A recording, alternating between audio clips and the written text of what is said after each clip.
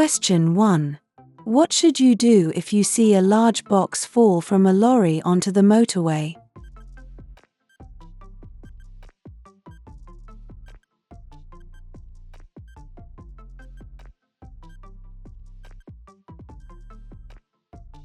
B. Go to the next emergency telephone and report the hazard. Lorry drivers can be unaware of objects falling from their vehicles. If you see something fall onto a motorway, look to see if the driver pulls over. If they don't stop, don't attempt to retrieve the object yourself. Pull onto the hard shoulder near an emergency telephone and report the hazard. 52% people fail their theory test exam first time due to hazard perception test. Practice 44+ hazard videos licensed by DVSA 2024 by joining our membership. Let's get back to the video. Question 2. You're about to overtake a cyclist. Why should you leave them as much room as you would give to a car?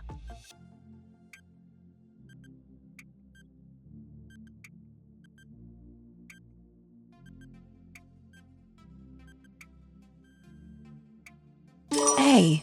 The cyclist might be unsettled if you pass too near them. Before overtaking, assess the situation. Look well ahead to see whether the cyclist will need to change direction. Be especially aware of a cyclist approaching parked vehicles, as they'll need to alter course. Don't pass too closely or cut in sharply, as this could unsettle the rider.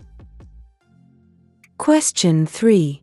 You're the first person to arrive at an incident where people are badly injured. You've switched on your hazard warning lights and checked all engines are stopped. What else should you do?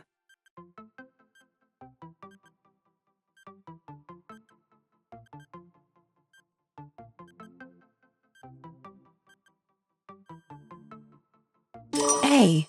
Make sure that an ambulance has been called. If you're the first to arrive at a crash scene, the first concerns are the risk of further collision and fire. Ensuring that vehicle engines are switched off will reduce the risk of fire. Use hazard warning lights so that other traffic knows there's a need for caution. Make sure the emergency services are contacted. Don't assume it's already been done. Question 4. Which document may the police ask you to produce after you've been involved in a collision?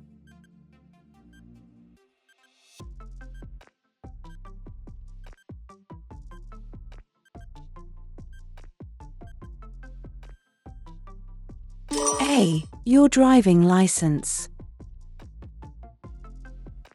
You must stop if you've been involved in a collision that results in injury or damage. The police may ask to see your driving license and insurance details at the time or later at a police station. Question 5. You've just passed your driving test. How can you reduce your risk of being involved in a collision?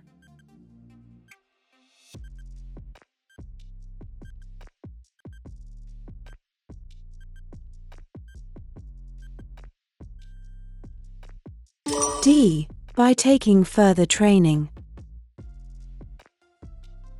New drivers and riders are often involved in a collision or incident early in their driving career. Due to a lack of experience, they may not react to hazards appropriately. Approved training courses are offered by driver and rider training schools for people who have passed their test but want extra training. Question 6. Why should you switch your headlights on when it first starts to get dark?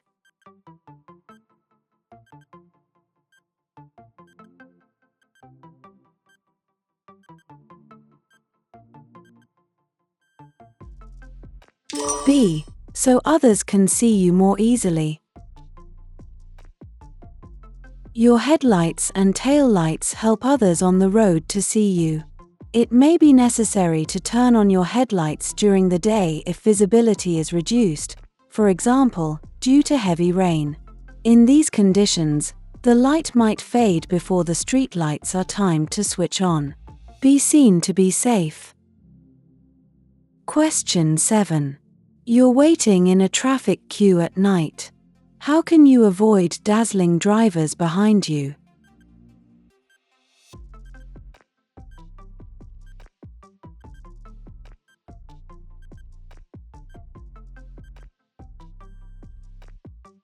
D. Use the parking brake and release the foot brake. In queuing traffic, your brake lights can dazzle drivers behind you. If you apply your parking brake, you can take your foot off the foot brake. This will turn off the brake lights so that they can't dazzle the driver behind you. Question 8. What does it mean if you see this signal on the motorway?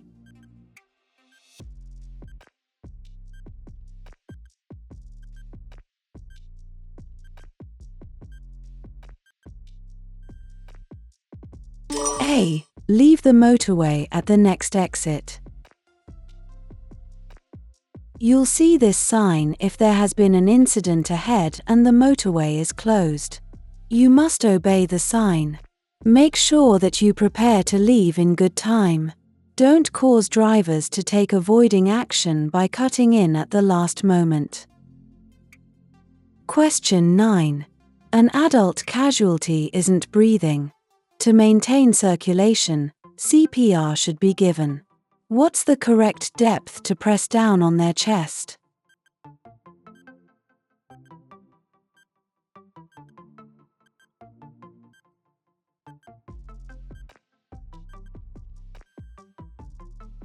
D. 5 to 6 centimeters.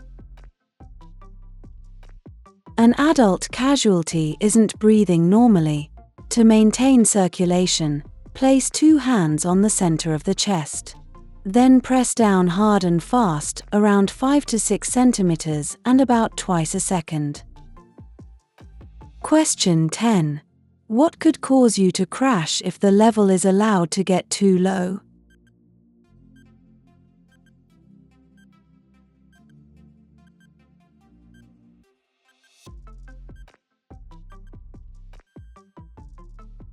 C. Brake fluid level. You should carry out frequent checks on all fluid levels, but particularly brake fluid.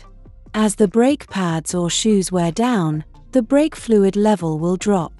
If it drops below the minimum mark on the fluid reservoir, air could enter the hydraulic system and lead to a loss of braking efficiency or even complete brake failure.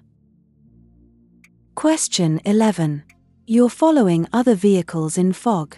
You have your headlights on dipped beam. What else can you do to reduce the chances of being in a collision?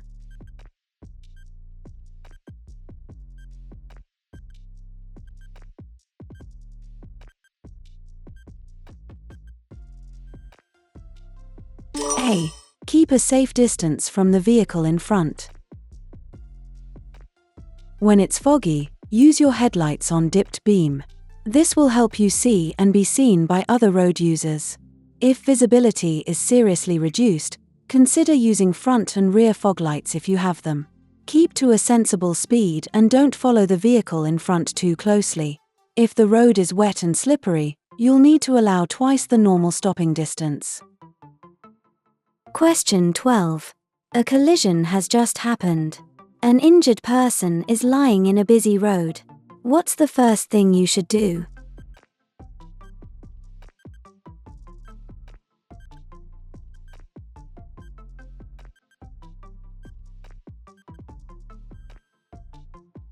D. Warn other traffic. The most immediate danger is further collisions and fire. You could warn other traffic by switching on hazard warning lights, displaying an advance warning triangle or sign, but not on a motorway, or by any other means that doesn't put you or others at risk. Question 13. You're in the left-hand lane at traffic lights, waiting to turn left. Which signal means you must wait?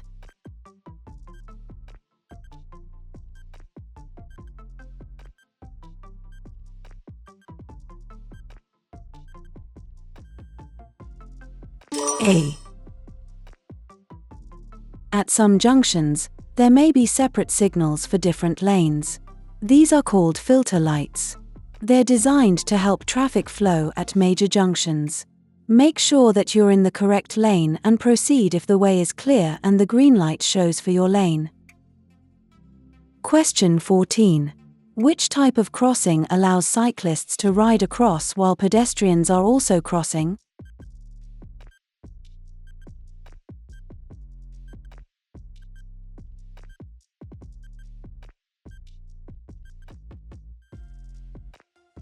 C. Toucan.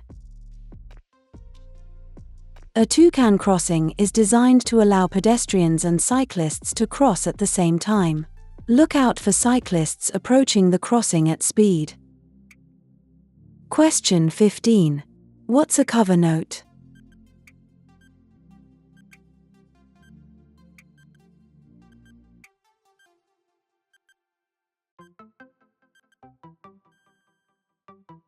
C.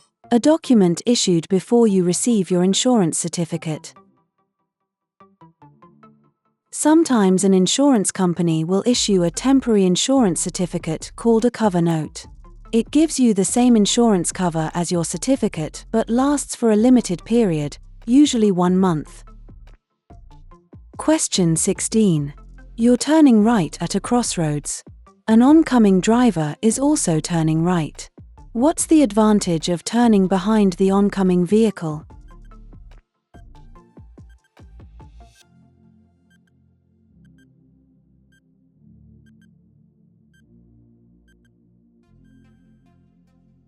B. You'll have a clearer view of any approaching traffic.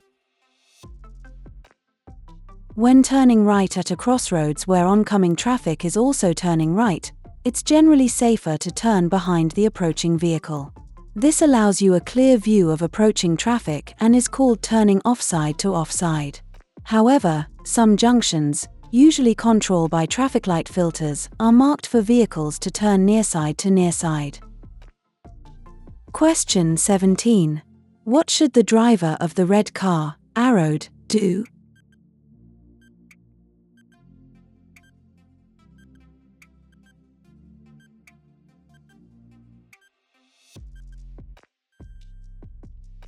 C. Wait for the pedestrian in the road to cross. Some people might take a long time to cross the road. They may be older or have a disability. Be patient and don't hurry them by showing your impatience. If pedestrians are standing at the side of the road, don't signal or wave them to cross. Other road users might not have seen your signal and this could lead the pedestrians into a hazardous situation. Question 18. You're driving in traffic at the speed limit for the road.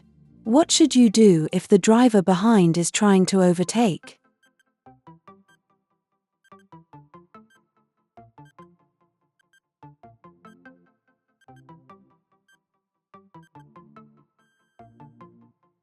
B. Keep a steady course and allow the driver behind to overtake. Keep a steady course to give the driver behind an opportunity to overtake safely. If necessary, slow down. Reacting incorrectly to another driver's impatience can lead to danger. Question 19. How will a roof rack affect your car?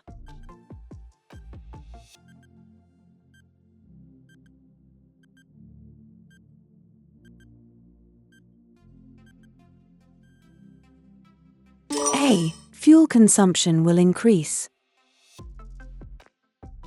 A roof rack increases your car's wind resistance. This will cause an increase in fuel consumption, so you should remove it when it isn't being used. An aerodynamically designed roof rack or box will help reduce wind resistance to a minimum, but the rack or box should still be removed when it isn't in use. Question 20. You're about to go down a steep hill. What should you do to control the speed of your vehicle?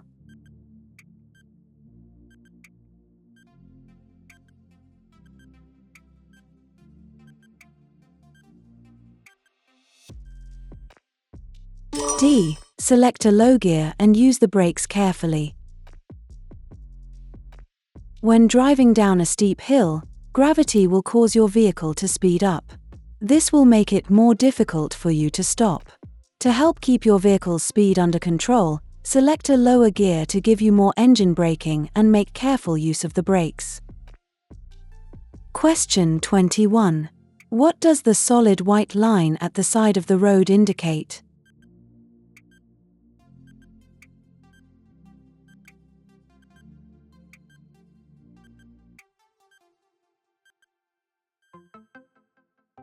B. Edge of the carriageway. The continuous white line shows the edge of the carriageway. It can be especially useful when visibility is restricted, such as at night or in bad weather. It's discontinued in some places, for example, at junctions, laybys, entrances, or other openings. Question 22. What should you do if you're driving on a motorway and you miss the exit that you wanted to take?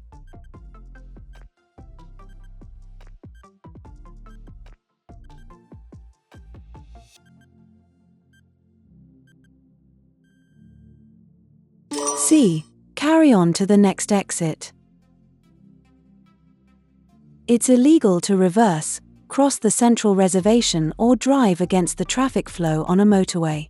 If you miss your exit, carry on until you reach the next one. Ask yourself why you missed your exit. If you think that your concentration is fading, take a break before continuing your journey. Question 23. What does this signal mean?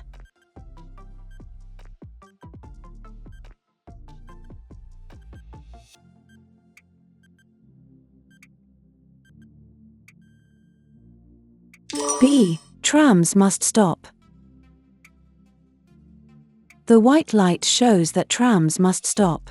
The green light shows that other vehicles can go if the way is clear. Trams are being introduced into more cities, so you're likely to come across them and you should learn which signs apply to them. Question 24. What's the main benefit of driving a four-wheel drive vehicle?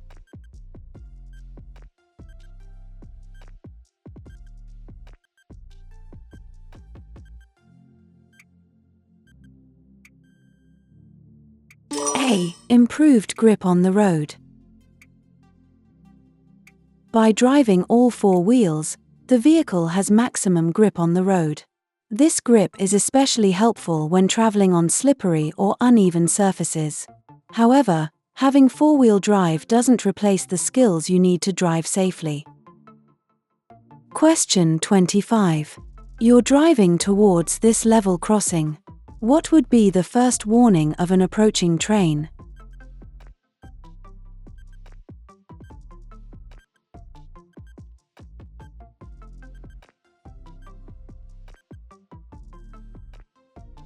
A. A steady amber light.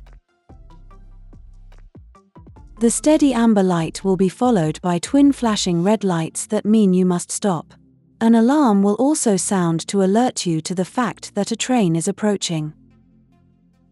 Question 26. You're driving on a road with several lanes. What do these signs above the lanes mean?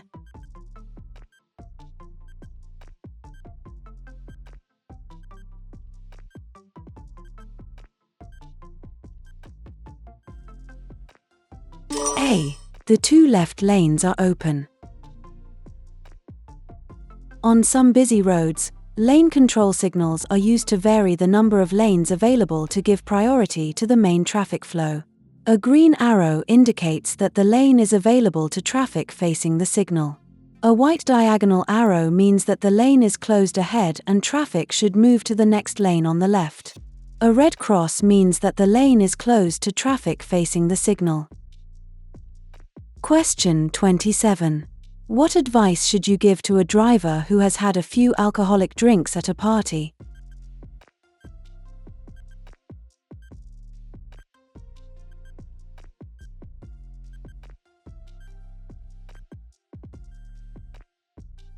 B. Go home by public transport. Drinking black coffee or waiting a few hours won't make any difference. Alcohol takes time to leave the body. A driver who has been drinking should go home by public transport or taxi.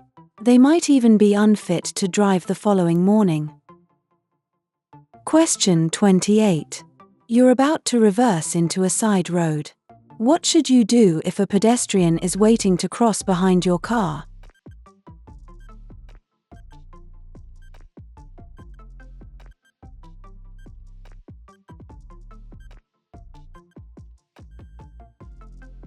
A. Give way to the pedestrian. If you need to reverse into a side road, try to find a place that's free from traffic and pedestrians. Look all around before and during the maneuver. Stop and give way to any pedestrians who want to cross behind you. Avoid waving them across, sounding the horn, flashing your lights, or giving any signals that could mislead them and create a dangerous situation. Question 29. What does this line across the road at the entrance to a roundabout mean?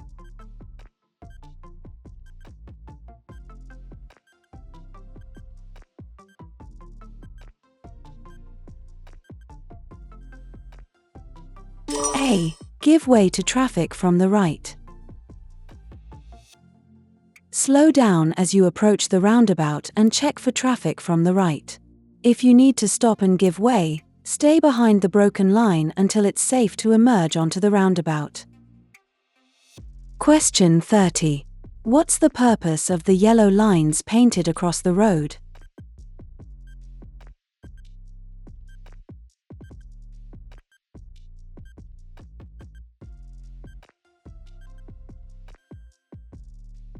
B. To make you aware of your speed. These lines may be painted on the road on the approach to a roundabout, a village, or a particular hazard. The lines are raised and painted yellow, and their purpose is to make you aware of your speed. Reduce your speed in good time so that you avoid having to brake harshly over the last few meters before reaching the junction. Question 31. When should you use the right-hand lane of a 3-lane dual carriageway?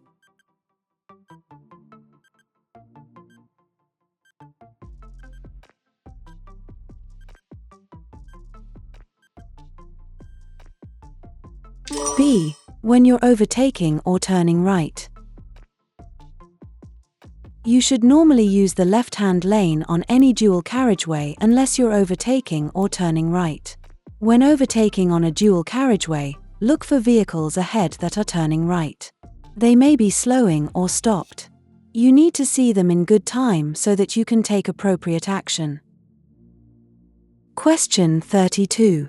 You're in a built-up area at night and the road is well lit. Why should you use dipped headlights?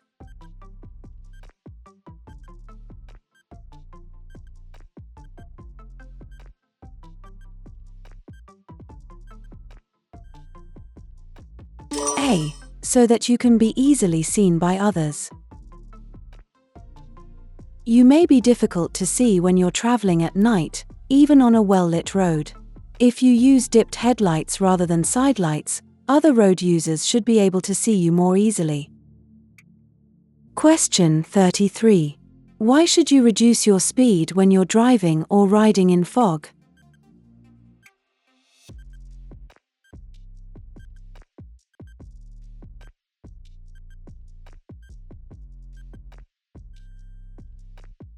A. It's more difficult to see what's ahead. You won't be able to see as far ahead in fog as you can on a clear day. You'll need to reduce your speed so that, if a hazard looms out of the fog, you have the time and space to take avoiding action. Traveling in fog is hazardous. If you can, try to delay your journey until it has cleared. Question 34. Why should you use your mirrors when you see a hazard ahead?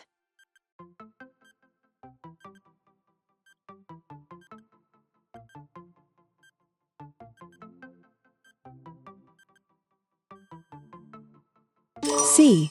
To assess how your actions will affect the traffic behind. You should be constantly scanning the road for clues about what's going to happen next. Check your mirrors regularly, particularly as soon as you spot a hazard. What's happening behind may affect how you respond to hazards ahead. Question 35. What does this motorway sign mean?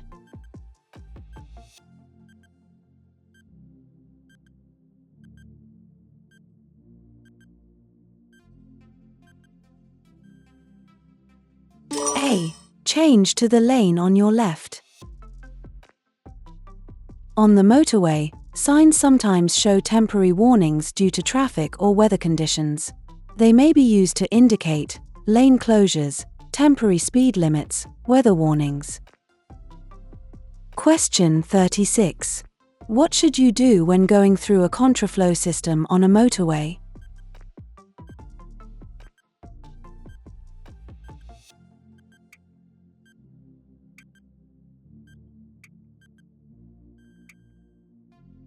A.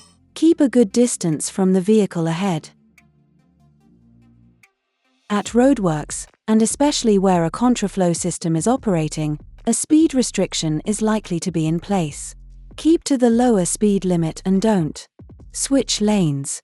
Get too close to the vehicle in front of you. Be aware that there will be no permanent barrier between you and the oncoming traffic. Question 37. What should you do before slowing down or stopping your vehicle?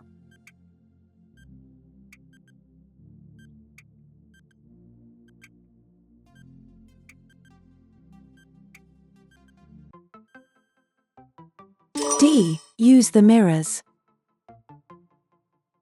Before slowing down or stopping, check the mirrors to see what's happening behind you. Also assess what's ahead and make sure you give the correct signal if it will help other road users. Question 38. What's the reason for the hatched area along the center of this road?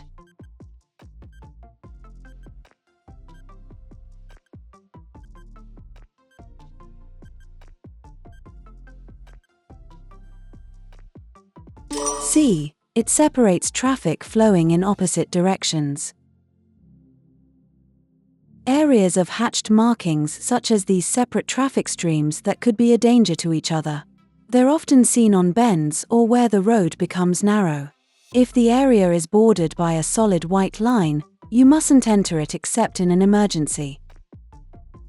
Question 39. The conditions are good and dry. When should you use the 2-second rule?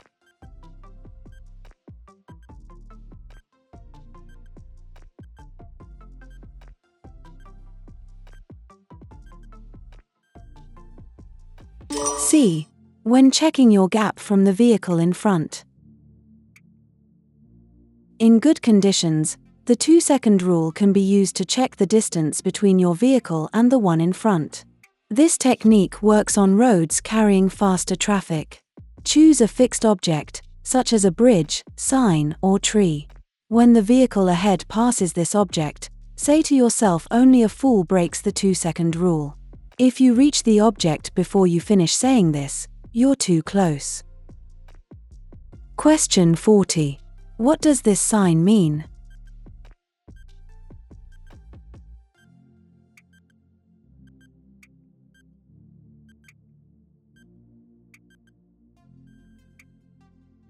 D. The right-hand lane is closed. Yellow and black temporary signs may be used to inform you about roadworks or lane restrictions. Look well ahead. If you have to change lanes, do so in good time. Question 41. When could the cost of your insurance be reduced?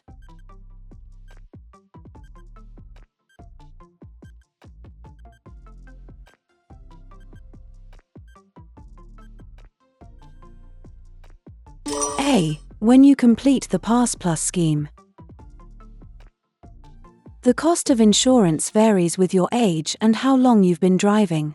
Usually, the younger you are, the more expensive it is, especially if you're under 25. Pass Plus provides additional training to newly qualified drivers. The scheme is recognized by many insurance companies, and taking this extra training could give you reduced insurance premiums, as well as improving your skills and experience. Question 42. What does the term blind spot mean?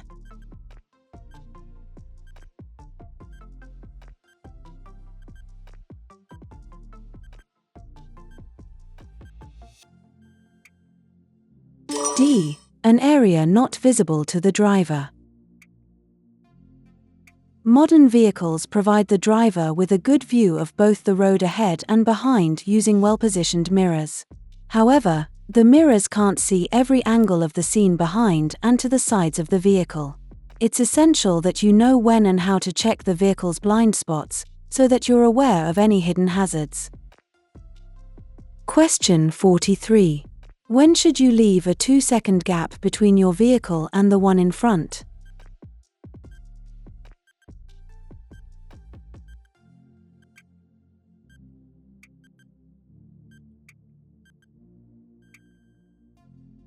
A. When it's dry. In good, dry conditions, a driver needs to keep a distance of at least 2 seconds from the car in front.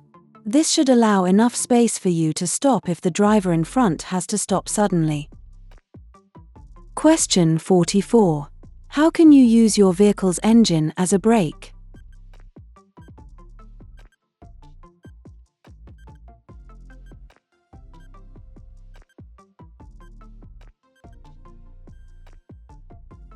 B. By changing to a lower gear. When driving on downhill stretches of road, selecting a lower gear gives increased engine braking. This will prevent excessive use of the brakes, which become less effective if they overheat. Question 45. In order to supervise a learner driver, you need to have held a full driving license for the same category of vehicle for at least 3 years. What other requirement must you meet?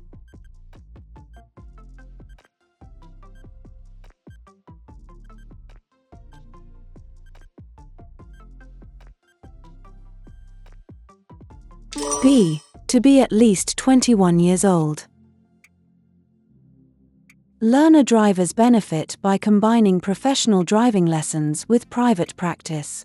However, you need to be at least 21 years old and have held your driving license for at least 3 years before you can supervise a learner driver. Question 46. You're waiting at a T-junction. What should you do if a vehicle is coming from the right, with its left indicator flashing?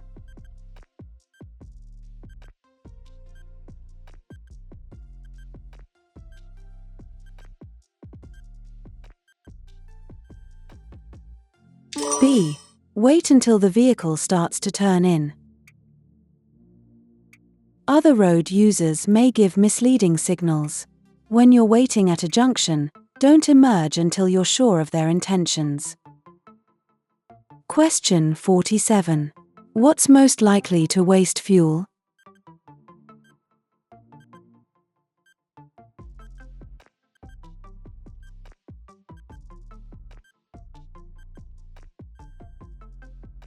C. Underinflated tires. Wasting fuel costs you money and also causes unnecessary pollution. Ensuring your tires are correctly inflated, avoiding carrying unnecessary weight, and removing a roof rack that's not in use will all help to reduce your fuel consumption. Question 48. How can you reduce the damage your vehicle causes to the environment?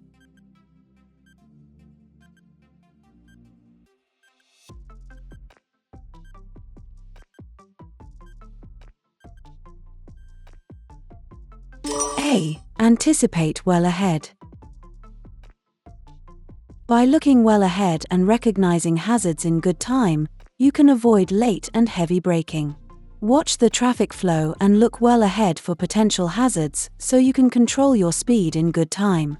Avoid over-revving the engine and accelerating harshly, as this increases wear to the engine and uses more fuel. Question 49. Why should you allow extra room while overtaking a motorcyclist on a windy day?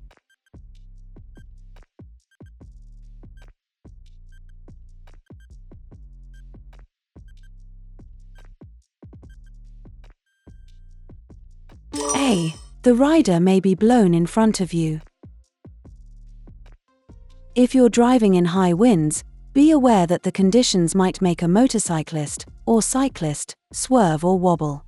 Take this into consideration if you're following or wish to overtake a two-wheeled vehicle.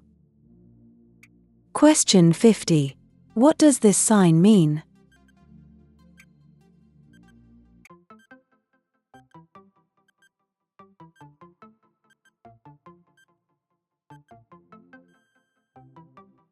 B. Risk of ice. It will take up to 10 times longer to stop when it's icy. Where there's a risk of icy conditions, you need to be aware of this and take extra care. If you think the road may be icy, don't brake or steer harshly, as your tires could lose their grip on the road. 52% people fail their theory test exam first time due to hazard perception test. Practice 44+ hazard videos licensed by DVSA 2024 by joining our membership.